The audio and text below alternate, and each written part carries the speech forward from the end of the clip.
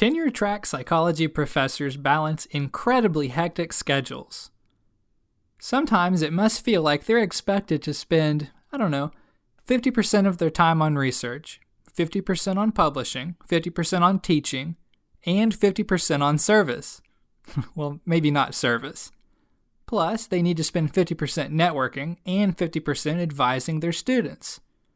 Also, managing their family lives and physical and mental health can and should receive a fair amount of their time too.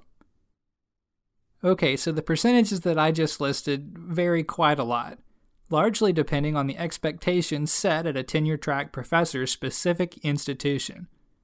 But with all of these varying expectations and responsibilities, how do you know if you're really on the right track to obtaining tenure?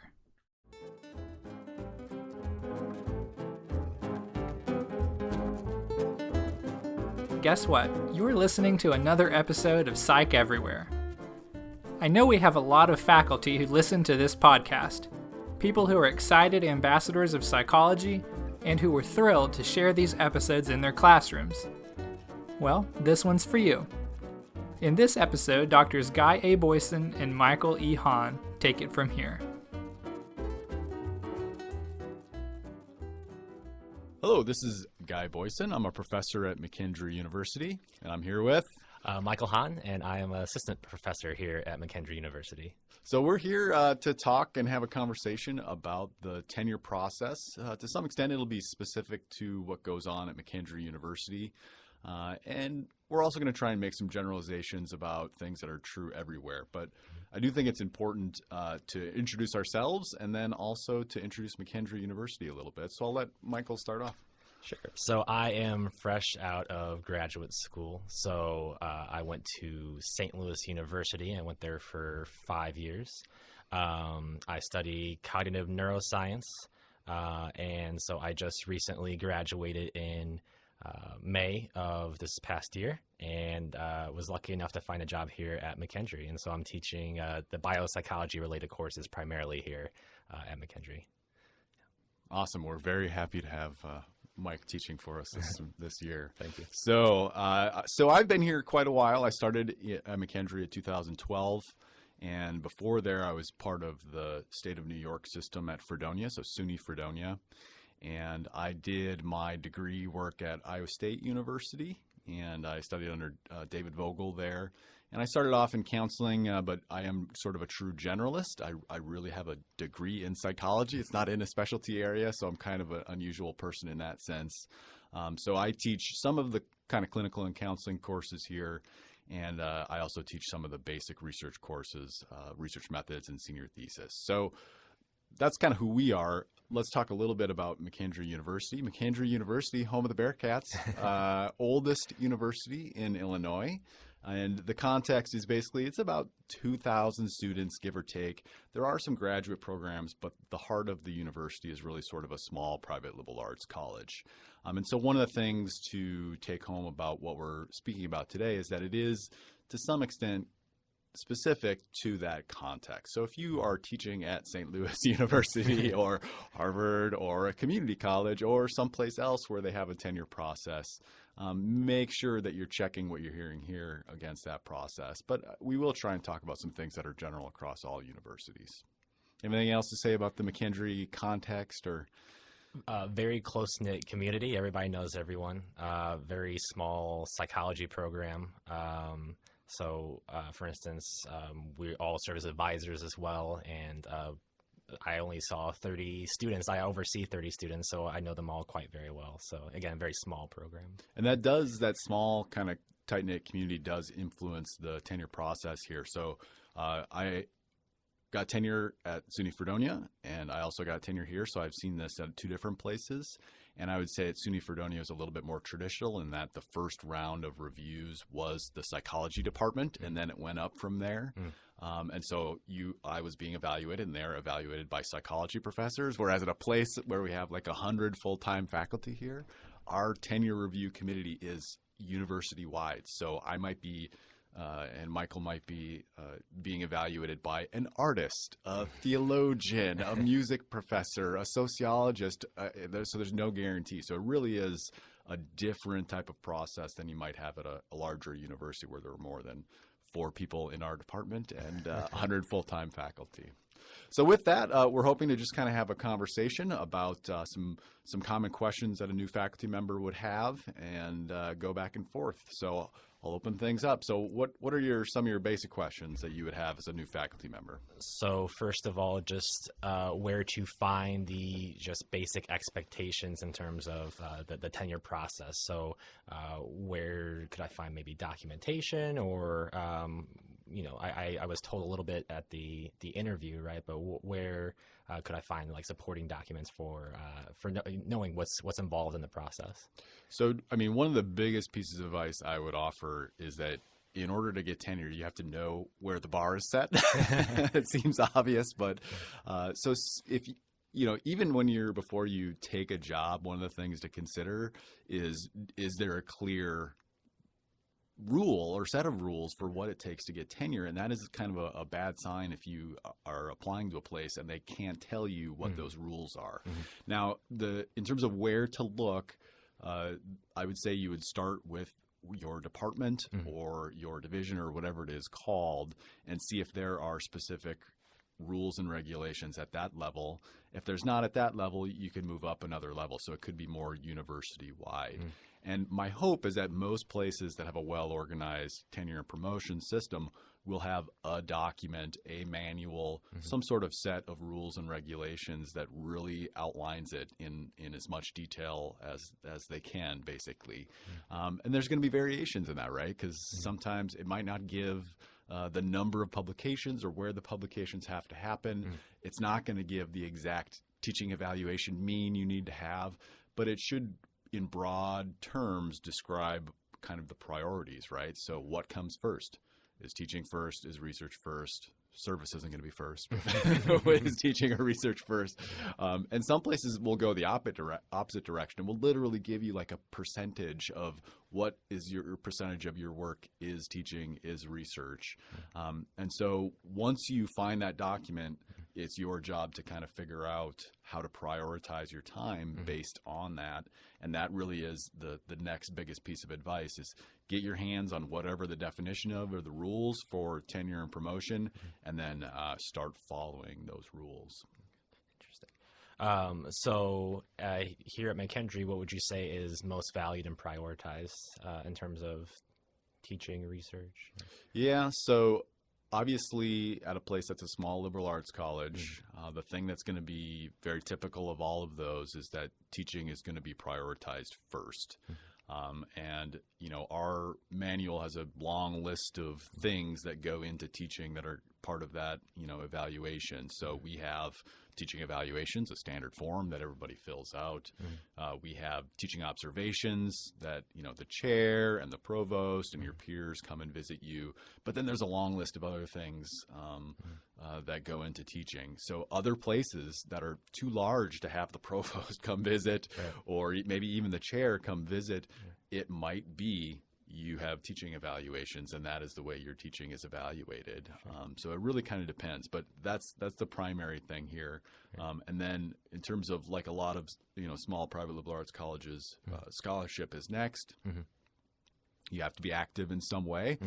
What that means is going to vary quite a bit depending on the institution. Some liberal arts colleges might have as high of publication expectations as Research One kind of big schools, and others might literally not require you to have any publication. So that's, again, the type of thing that you need to kind of figure out in the manual and see where it's at.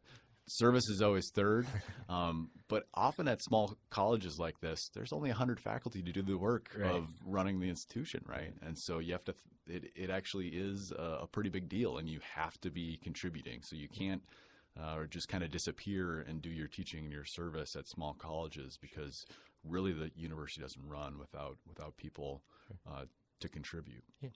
So I want to quickly return to the point you made earlier in terms of being evaluated by people and disciplines completely unrelated to yours.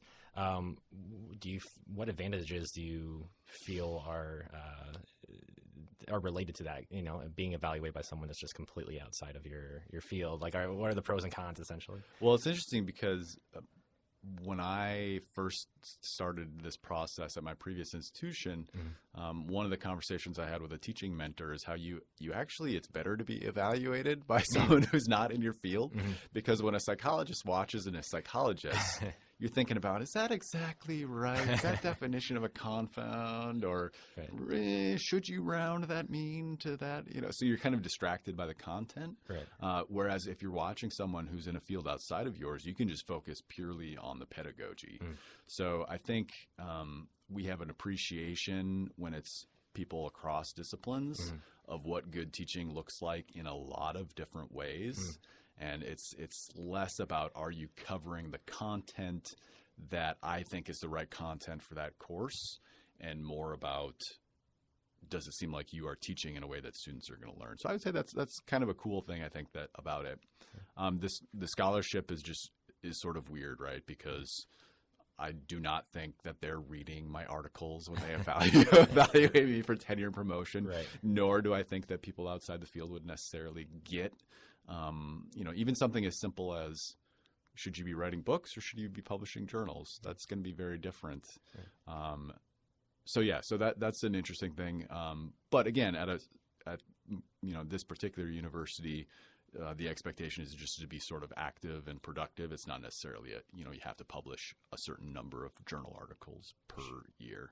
So does being evaluated by an artist or whoever, a theologian or a sociologist, does that sound okay? Or does it seem like something where it might make you a little nervous? No. So I always just think about, sometimes in the courses that I teach, we get into really dense subjects. And so I always worry or wonder whether the person who's observing, whether or not they can follow along, especially considering our conversation has probably been built on, a month or two of a prior conversation and lecture, So, I've had other instructors sit in my classes throughout the semester, and I always kind of wonder, are you following along? Are you lost? I wish that they could raise their hand and let me know if they had any questions or anything like that. So one suggestion for, anyone who's bringing people in and having them observe their teaching that I would make, and whether they're, going up for tenure or not, but probably especially if they're on the tenure process, is to really be intentional about setting the context for the people who are visiting your classes. So listing out what your learning objectives are for the lesson, describing what students did before they came to class to prepare for that class, and then also maybe even tying it into where you're going next. And it shows like a really high level of intentionality in your coursework. But if they're confused, they're like, oh, well, the students probably aren't confused because they read a chapter and did a worksheet or whatever to prepare for this class. So that's a suggestion I would make for all teaching observations, but especially for people who know that people are coming in to observe them for evaluation of tenure and promotion. Sure. Yeah. If you don't mind, I had kind of switching topics a little bit. Sure. But so I was curious about, are there just like certain like kisses of death in terms of like the tenure process, like things that you just absolutely do not do? I'm sure there are many, but I didn't know what came to mind in terms of. Yeah, there's a few things that are perhaps kisses of death. One big one I would say is hopefully, if it's a kind process and a fair process, you will get feedback, formative feedback, and the first thing you hear is not a thumbs up or thumbs down on your tenure application or promotion application. And so hopefully, every year, every other year, you'll get some sort of feedback on how things are going. And it would be a kiss of death to ignore that feedback. So if there is a specific suggestion about, hey, it's been 2 years and you haven't made a presentation, you haven't made a publication, it's time to kind of conclude a project or show that you can take it all the way to completion, then, oh boy, you better put that to the top of your priorities next semester.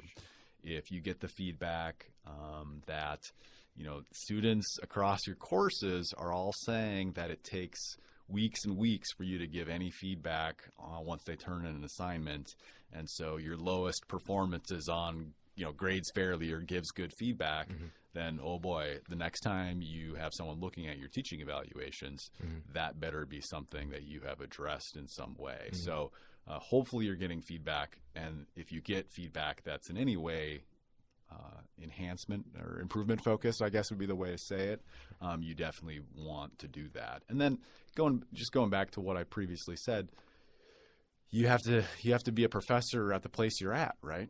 So prioritize as your school prioritizes. So you really, it probably is not a good fit if you are spending all of your time on teaching when they want you to be spending all of your time on research, and vice versa. So definitely at most institutions, there's room for lots of different professors with lots of different emphases on what they want to spend most of their time on.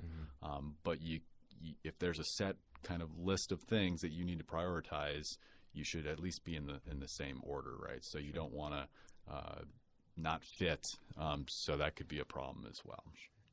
Yeah. So returning to the idea of taking critiques into account, have there ever been instances in which maybe you disagreed with a critique just outright, whether it be from students or maybe from other faculty members? And if so, how did you kind of manage that situation? Oh, I've disagreed with students. We all have, and they've disagreed with me. Yeah. That's just the nature of the beast. So that's a really good question. So as I said, you should always take feedback seriously. And I mean, I would say if you think there is a legitimate mistake in feedback that you get, that's definitely something to have corrected. I mean, an obvious factual mistake or misrepresentation or something like that, get it corrected so it's not part of your official file. Right. Things that are more subjective, however, are tougher, right? And so I would say you still probably can't ignore it. But I'll use an example. So I had gotten some feedback based on some student comments early in my career, just sort of saying, oh, you should address this teaching issue. So what I made sure to do in future pieces of evidence that I collected is to make sure that I had a ton of evidence showing that my teaching was effective. And that's, again, sort of a general rule, I would say, is that collect multiple forms of evidence to demonstrate that you are an effective teacher. Don't rely on just maybe the one teaching evaluation that you're forced to use, or the one observation. So ask other colleagues to come and visit you.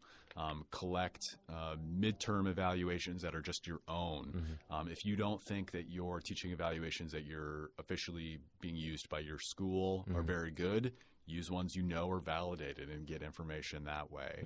And so I would say, even if you think it's maybe not the most valid criticism, sort of be humble and take it for what it's worth, and then make sure that you can kind of crush them with a ton of evidence to show that you are effective, or that you are doing what you what sort of the feedback is. So if they say, oh, maybe you need to do better advising, then collect a bunch of data showing that you're a good advisor, follow up with your students, give surveys, do something like that.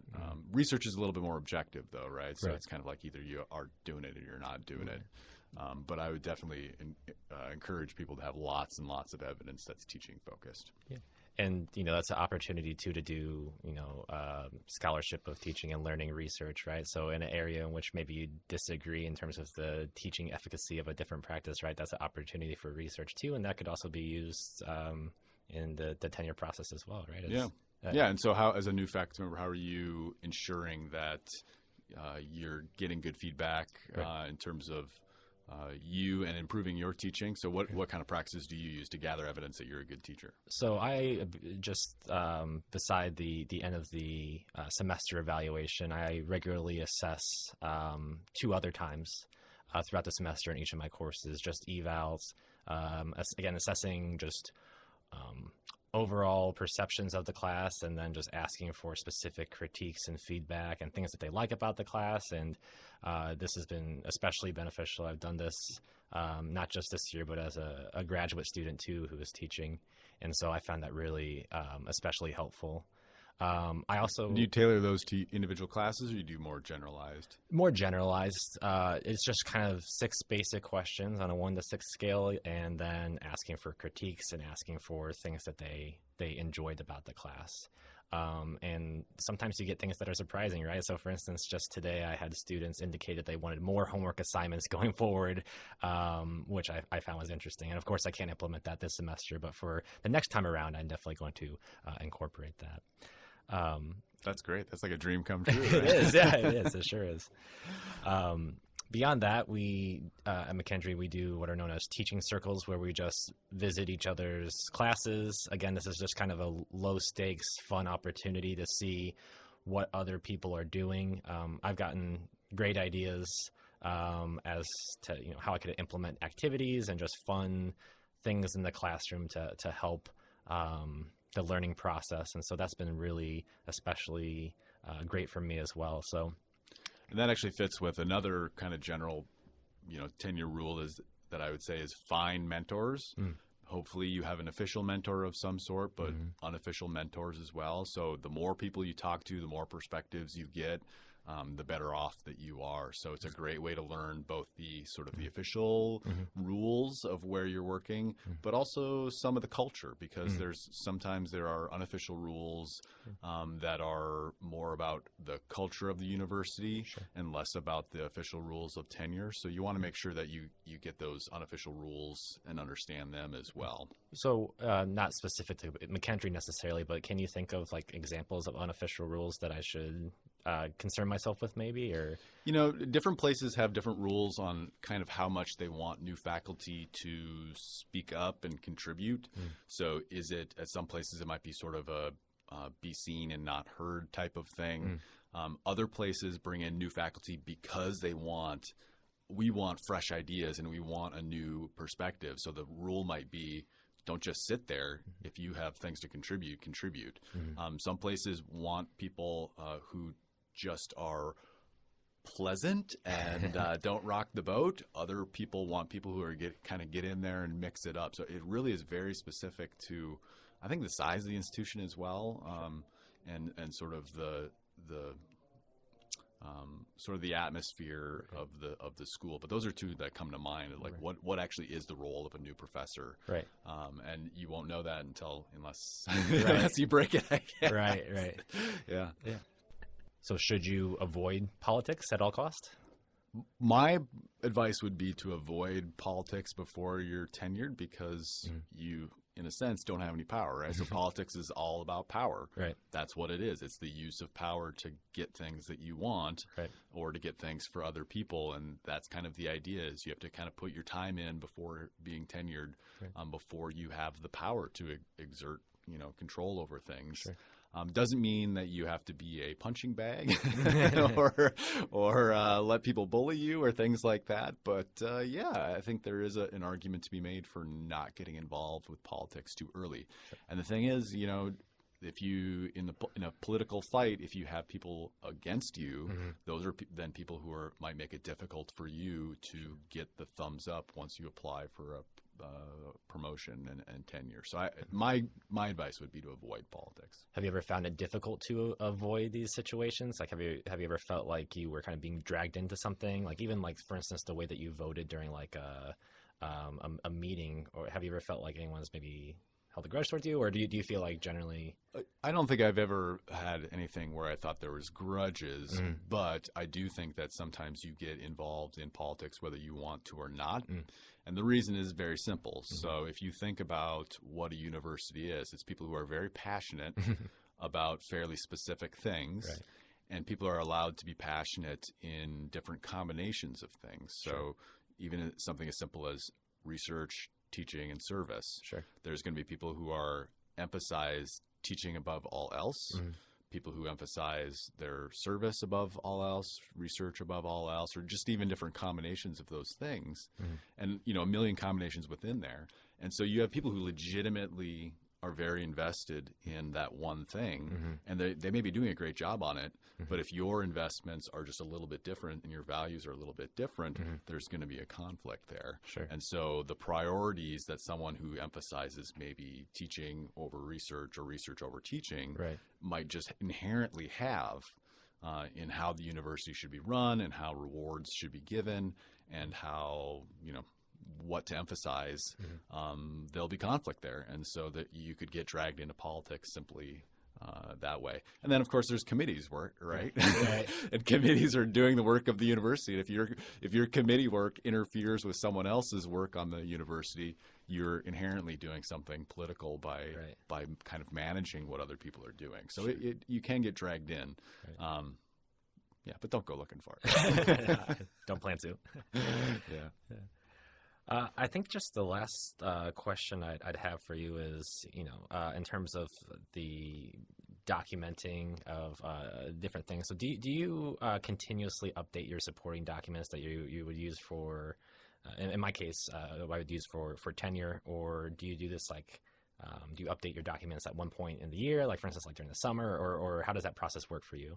So my recommendation for anyone who is on the tenure process is to really be intentional about documentation of everything and err on the side of being kind of complete and obsessive. And so keep an updated CV at all times. That's like a no-brainer, right? Because you're going to forget stuff. Right. So as soon as something happens, add it to your CV. And I would just recommend whatever your filing system is, it could be a Google Doc or just a file on your computer or whatever. You could literally just have one that says research teaching service and just create a document in there where every time you've got something, you can just make a note of it. And that includes even simple things like if you get an email recognizing something that you've done, have a promotion and tenure folder that you put all that stuff in.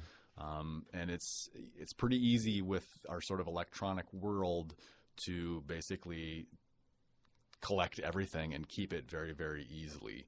And so thinking on the front end about how you can provide evidence for each of those to tie it all the way back to the beginning, if there's a list of 10 things you need to do teaching-wise for tenure, then having at least one piece of evidence for each one of those things that you can cite that's objective and not just you saying, hey, I'm a good teacher because I say I am. I'm a good teacher at, we'll say, advising students because I have this email from every student I've ever had telling me I'm a great advisor. I know that's a silly example, but having something documented for each of them. So I think it's a continual process. And keep in mind, even after you get promoted and tenured, the same, there's usually post-tenure reviews of some sort. You might apply for teaching awards. You hopefully will be applying for promotions after that first promotion. So it's in your best interest to keep things organized. Sure. So it's been a great conversation. Yeah. Thank you. Absolutely. Hopefully people listening got something out of it as well. And just remember that the advice, take it in general and make sure that you think about the culture that you're in and making sure that it fits and that you're looking at the rules that you have for your university as well. Any final words for our audience here? No, this has been fun. Yeah, and I learned a lot, so thank you. I appreciate it, Guy. All right. Yeah. Thank you.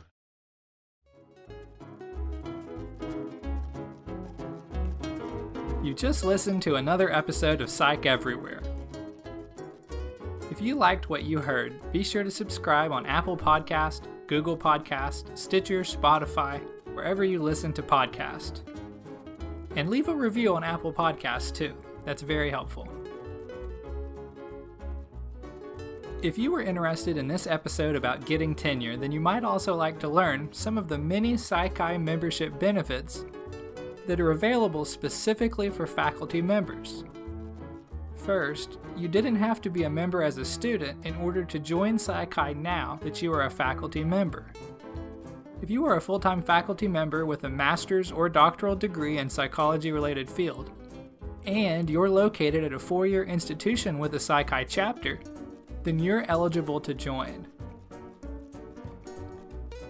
Faculty members in Psi Chi can become chapter advisors or co-advisors, review for Psi Chi awards and grants, apply for special faculty level awards and grants, review for Psi Chi Journal of Psychological Research, which I can personally highly recommend, share magazine and other Psi Chi articles in the classroom, and more.